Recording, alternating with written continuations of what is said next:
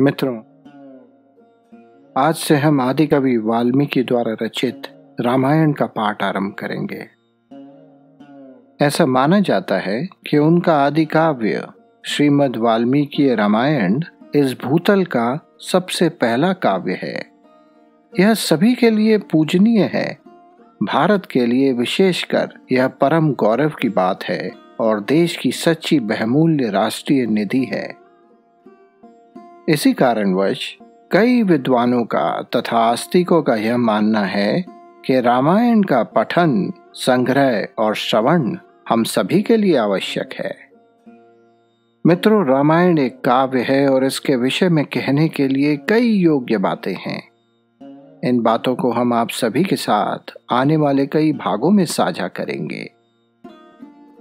रामायण की मूल कथा के 7 भाग हैं, जिन्हें 7 कांड के नाम से जाना जाता है। हर कांड के अंदर कथा को कई भागों में बांटा गया है। इन्हें सर्ग कहते हैं। कुल मिलाकर रामायण में 645 सर्ग हैं। हम रामायण के अपने इस पाठ में संपूर्ण 7 के 7 कांडों और 645 सर्गों का पूरी तरीके से पाठ करेंगे।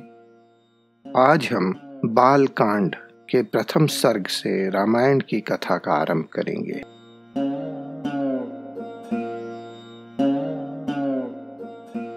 तप और स्वाध्याय में लगे हुए विद्वानों में श्रेष्ठ नारद जी से तपस्वी वाल्मीकि जी ने पूछा, हे मुनि, इस समय इस संसार में गुणवान और वीर्यवान कौन है? कौन है जो धर्मों का पूरी तरह पालन करता है, दूसरों के किए गए उपकारों को मानने वाला है, सत्य बोलने वाला है और अपनी प्रतिज्ञा पर दृढ़ रहने वाला है? कौन है जो सभी समय अच्छा आचार करता है, सभी प्राणियों के हित का कार्य करता है, विद्वान है, सामर्थ्य से भरा हुआ है और सुंदर है? मन पर अधिकार रखने वाला, क्रोध को जीतने वाला और किसी की भी निंदा नहीं करने वाला कौन है? युद्ध के समय जिसके गुस्से से देवता भी डर जाएं, ऐसा कौन है?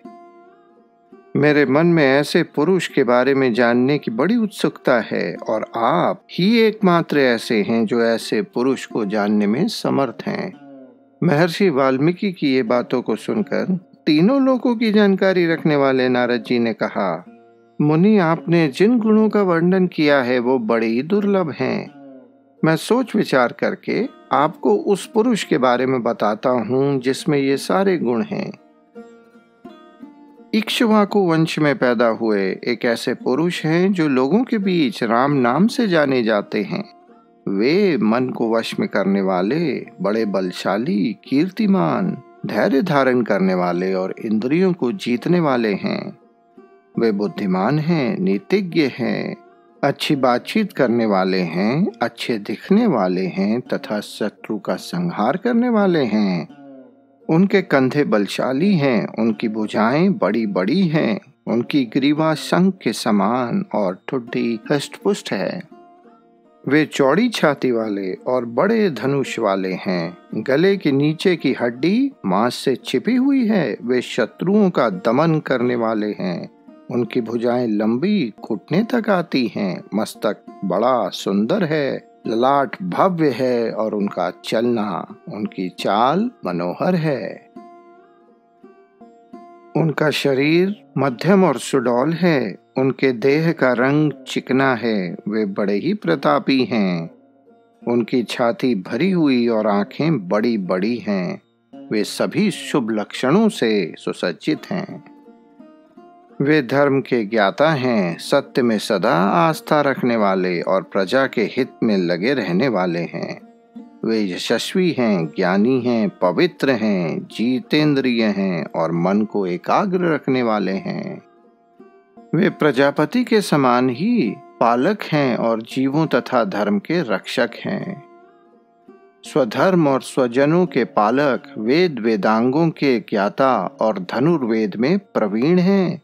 वे सभी शास्त्रों के तत्वज्ञ, स्मरण शक्ति में सबसे तेज और प्रतिभा से संपन्न हैं। अच्छे विचार और उदार हृदय वाले, वे श्री रामचंद्र बातचीत करने में चतुर और समस्त लोगों के प्रिय हैं।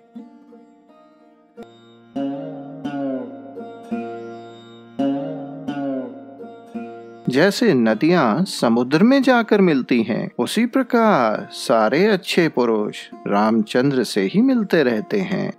वे आर्य एवं सब में समान भाव रखने वाले हैं और उनका दर्शन सदा ही प्रिय लगता है। सभी गुणों से युक्त वे श्री रामचंद्र जी अपनी माता कौशल्या के सुख और आनंद को बढ़ाने वाले हैं। वे गंभीरता में समुद्र की भांति और धैर्य धारण करने में हिमालय के समान विशाल हैं। वे विष्णु भगवान के समान बलवान हैं। उनके दर्शन पाकर वही सुख मिलता है जो चंद्रमा के दर्शन से मिलता है। वे क्रोध में कालअग्नि के समान और क्षमा करने में पृथ्वी के समान हैं। त्याग करने और दान देने में वो कुबेर के जैसे हैं और सत्य बोलने में स्वयं धर्मराज के समान हैं। इस प्रकार सभी उत्तम गुणों से युक्त अपने इस प्रियतम ज्येष्ठ पुत्र श्री राम का राजा दशरथ ने प्रेमवश युवराज के पद पर अभिषेक करना चाहा। उसके बाद राम के राज्याभिषेक की तैयारियों को देखकर रानी कैकेयी ने, जिन्हें पहले ही यह वर दिया जा चुका था, राजा से वह वर मांगा कि राम का वनवास हो और उनकी जगह भरत का राज्याभिषेक हो। राजा दशरथ ने अपने वचनों का पालन करने के लिए धर्म बंधन में बंधकर प्यारे पुत्र राम को वनवास दे दिया। कैकेयी का प्रिय कराने के लिए पिता की आज्ञा के अनुसार अपने पिता की बात का पालन करते हुए वीर श्री रामचंद्र वन को चले गए। तब राजा दशरथ की दूसरी पत्नी सुमित्रा के आनंद को बढ़ाने वाले उनके पुत्र लक्ष्मण जी ने भी अपने बड़े भाई श्री राम के साथ वन में जाने का निर्णय लिया। और जनक के कुल में उत्पन्न हुई सीता भी, जो देवलोक से उतरी हुई माया की भांति सुंदर, सभी लक्षणों से विभूषित, स्त्रियों में सबसे उत्तम और श्री राम के प्राणों को प्रिय थीं, वो भी श्री रामचंद्र जी के पीछे पीछे वनवास के लिए चली गई, जैसे चंद्रमा के पीछे रोहिणी चली जाती है। उस समय पिता दशरथ ने अपना सारथी भेजकर और दशरथपुर के सभी मनुष्यों ने स्वयं साथ जाकर दूर तक श्री रामचंद्र जी का अनुसरण किया। उसके बाद श्रृंगवेरपुर में गंगा के तट पर अपने प्रिय निषादराज गुह के पास पहुंचकर श्री रामचंद्र जी ने सारथी को वापस अयोध्या के लिए विदा कर दिया। निषादराज गुह, लक्ष्मण और सीता के साथ श्री राम ये चारों एक वन से दूसरे वन में गए। मार्ग में जल से भरी हुई अनेक नदियों को पार कर वे भरद्वाज ऋषि के आश्रम पर पहुंचे और गुह को वहीं छोड़ भरद्वाज मुनि की आज्ञा से चित्रकूट पर्वत पर चले गए। वहां वे तीनों देवताओं और गंधर्व के समान वन में नाना प्रकार की लीलाएं करते हुए एक सुंदर पर्णकुटी बनाकर उसमें आनंद से रहने लगे। राम के चित्रकूट चले जाने पर पुत्र शोक से पीड़ित हुए राजा दशरथ अपने पुत्र के विरह में विलाप करते हुए श्री राम का नाम ले लेकर स्वर्गवासी हो गए। उनके निधन के पश्चात वशिष्ठ आदि प्रमुख ब्राह्मणों ने राज्य संचालन के लिए राजा दशरथ के द्वारा अपनी पत्नी कैकेयी को दिए गए वचन के अनुसार उनके पुत्र भरत को नियुक्त किया। किंतु वीर भरत ने राज्य की कामना न करके अपने बड़े भाई राम को प्रसन्न करने के लिए वन की तरफ प्रस्थान किया। वहां पहुंचकर बड़ी सद्भावना से भरत जी ने अपने बड़े भाई श्री रामचंद्र जी से प्रार्थना की और कहा, हे धर्मज्ञ, आप ही राजा हों। परंतु महान यशस्वी महाबली राम ने भी पिता के आदेश का पालन करते हुए राज्य की कोई अभिलाषा न की और राज्य के शासन के लिए चिन्ह के रूप में भरत को अपने खड़ाऊ देकर उन्हें आग्रह पूर्वक लौटा दिया। अपनी अधूरी इच्छा को लेकर भरत ने राम के चरणों को स्पर्श किया और राम के आगमन की प्रतीक्षा करते हुए वे नंदीग्राम में राज्य करने लगे। भरत के लौट जाने पर श्री रामचंद्र जी ने देखा कि अभी तक वहां नागरिकों का आना जाना लगा हुआ है। तब उनसे बचने के लिए उन्होंने दंडक नामक महान वन में प्रवेश किया। उस वन में पहुंचने पर राम ने विरोध नामक राक्षस को मारकर शरभंग, सुतीक्ष्ण, अगस्त्य मुनि तथा अगस्त के भ्राता को देखा। फिर अगस्त मुनि के कहने से उन्होंने ऐन्द्र धनुष, 1 खग और 2 तुणीर, जिसमें बाण कभी भी कम नहीं होते थे, उसको प्रसन्नता पूर्वक अपना लिया। फिर एक दिन ऐसा हुआ, वन में रहने वाले श्री रामचंद्र के पास असुरों और राक्षसों के वध का निवेदन लेकर वहां के सभी ऋषि मुनि आए। उस समय श्री रामचंद्र ने दंडक वन में रहने वाले अग्नि के समान तेजस्वी उन ऋषियों को राक्षसों को मारने का वचन दिया और संग्राम में उनके वध करने की प्रतिज्ञा ली। उसी वन में रहते हुए श्री राम ने इच्छा अनुसार रूप बनाने वाली शूर्पणखा नाम की राक्षसी को कुरूप कर दिया। तब शूर्पणखा के कहने पर खर, दूषण, त्रिशिरा और अन्य कई राक्षसों ने श्री राम पर आक्रमण कर दिया, जिन्हें श्री राम ने युद्ध में मार डाला। उसी वन में रहते हुए उन्होंने जनस्थानवासी 14,000 राक्षसों का वध किया। उसके पश्चात अपने कुटुंब के कई राक्षसों के वध के बारे में सुनकर रावण नाम का राक्षस क्रोध से भर उठा और उसने मरीच राक्षस से सहायता मांगी। यद्यपि मारीच ने कई बार रावण को राम से युद्ध करने से मना किया, किंतु विधि के विधान की प्रेरणा से रावण ने मारीच की बातों को अनसुना कर दिया और उसके साथ ही राम के आश्रम पर गया। मायावी मारीच के द्वारा उसने दोनों राजकुमारों को आश्रम से दूर कर दिया और स्वयं श्री रामचंद्र जी की पत्नी सीता जी का अपहरण कर लिया।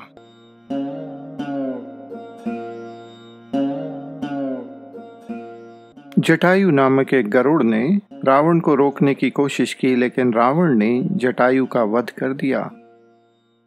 उसके पश्चात जटायु को इस तरह आहत देखकर और उसी के मुख से सीता के अपहरण की सूचना पाकर श्री राम जी शोक से व्याकुल हो उठे और विलाप करने लगे, और उसी शोक में पड़े हुए उन्होंने जटायु का अग्नि संस्कार किया तथा वन में सीता को ढूंढते हुए कंबंध नामक राक्षस को देखा, जो शरीर से टेढ़ा मेढ़ा तथा भयंकर दिखने वाला था।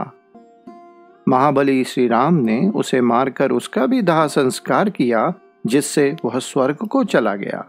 स्वर्ग को जाते समय उसने श्री रामचंद्र जी को धर्मचारिणी शबरी का पता बतलाया और कहा, आप धर्मपरायणा सन्यासिनी शबरी के आश्रम पर जाइए। जब दशरथ के पुत्र श्री राम शबरी के आश्रम पर पहुंचे तो शबरी ने उनका भली भांति पूजन किया और फिर वे पंपासर के तट पर हनुमान नाम के एक वानर से मिले और उन्हीं के कहने पर श्री रामचंद्र ने सुग्रीव से मेल किया। इसके पश्चात सीता जी के साथ जो कुछ हुआ है वो सभी कथा श्री रामचंद्र ने सुग्रीव को कह सुनाई। श्री रामचंद्र जी की ये सारी बातें सुनकर वानर सुग्रीव ने उनके साथ प्रेम पूर्वक अग्नि को साक्षी मानकर मित्रता स्थापित की और फिर अपने भाई वाली से बैर की अपनी व्यथा श्री रामचंद्र को कह सुनाई। उसकी व्यथा को सुन श्री रामचंद्र ने वाली को मारने की प्रतिज्ञा की, लेकिन तब वानर सुग्रीव ने वाली के बल का वर्णन श्री राम से किया, क्योंकि सुग्रीव को श्री राम के बल के विषय में शंका थी। वाली के बल को बतलाने के लिए श्री राम को उन्होंने दुदुम्बी दैत्य का पर्वत के समान विशाल शरीर दिखलाया। इस पर महाबली श्री राम ने हल्का सा मुस्कुराकर उस अस्थि समूह की ओर देखा और अपने पैर के अंगूठे से उसे 10 योजन दूर तक फेंक दिया। फिर एक ही महान बाण से उन्होंने अपना विश्वास दिलाते हुए 7 वृक्षों को और पर्वत तथा रसातल को बींध डाला। तब राम की इस महिमा को देख सुग्रीव मन ही मन प्रसन्न हुए और उन्हें राम पर विश्वास हो गया। फिर वे उनके साथ किष्किंधा गुहा में गए। वहां पर सुवर्ण के समान पिंगल वर्ण वाले सुग्रीव ने गर्जना की, उस महानाद को सुनकर वानर राज वाली अपनी पत्नी तारा को आश्वासन दे घर से बाहर निकला और सुग्रीव से भिड़ गया। वहां श्री राम ने वाली को एक ही बाण में गिराया और जैसा सुग्रीव चाहते थे उस संग्राम में वाली को मारकर उसके राज्य पर श्री राम ने सुग्रीव को ही बैठा दिया। तब वानर राज सुग्रीव ने सभी वानरों को बुलाकर सीता जी का पता लगाने के लिए उनको चारों दिशाओं में भेजा। उसके बाद संपाति नामक गरुड़ के कहने से बलवान हनुमान जी 100 योजन चौड़े समुद्र को कूदकर लांग गए। वहां रावण की बसाई हुई लंकापुरी में पहुंचकर अशोक नामक वाटिका में उन्होंने सीता जी को देखा जो चिंता में डूबी हुई थी। तब हनुमान जी ने उन्हें अपनी पहचान देकर श्री राम जी का संदेश सुनाया और उन्हें सांत्वना देकर वाटिका का द्वार तोड़ डाला। फिर 5 सेनापतियों और 7 मंत्री कुमारों की हत्या कर वीर अक्ष कुमार का भी कचूमर निकाला और इसके बाद वे जानबूझकर पकड़े गए। यह जानते हुए भी कि ब्रह्मा जी के वरदान से वे बड़ी आसानी से ब्रह्मपाश से छूट सकते हैं, फिर भी वीर हनुमान जी ने अपने को बांधने वाले उन राक्षसों का अपराध स्वेच्छा अनुसार सह लिया। उसके पश्चात सीता जी के अतिरिक्त समस्त लंका को जलाकर श्री हनुमान राम को प्रिय संदेश सुनाने के लिए लंका से वापस लौट आए।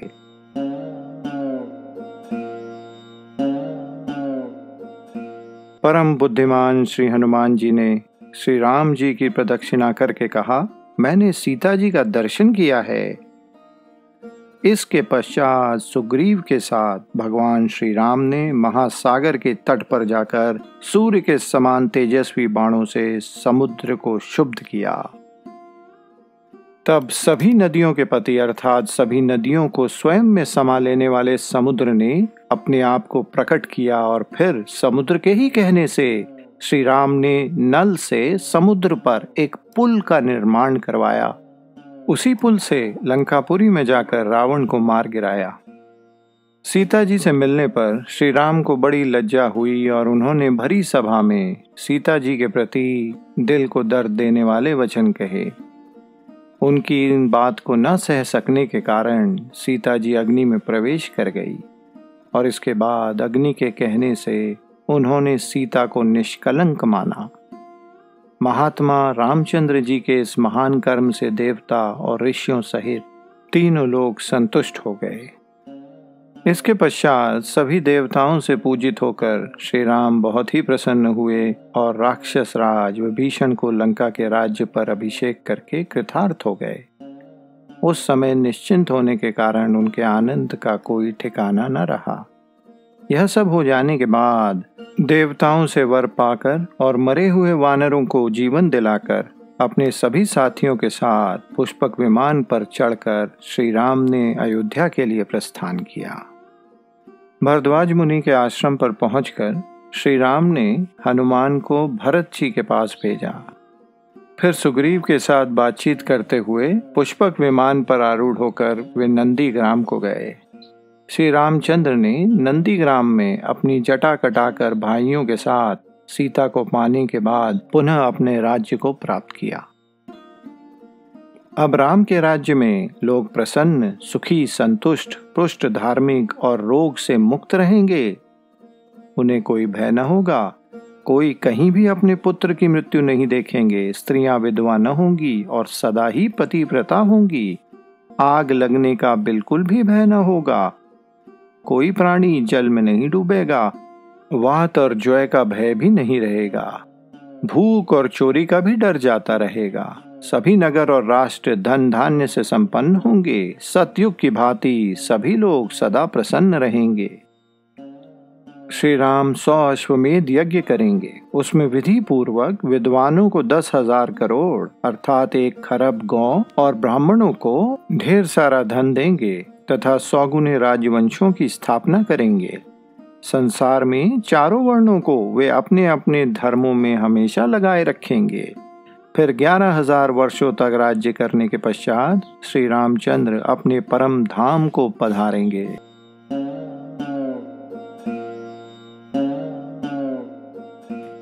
वेदों के समान पवित्र, पापनाशक और पुण्यमय इस रामचरित को जो पढ़ेगा वह सब पापों से मुक्त हो जाएगा। आयु बढ़ाने वाली इस रामायण कथा को पढ़ने वाला मनुष्य मृत्यु के बाद पुत्र, पौत्र और अन्य परिजन वर्ग के साथ ही स्वर्गलोक में प्रतिष्ठित होगा।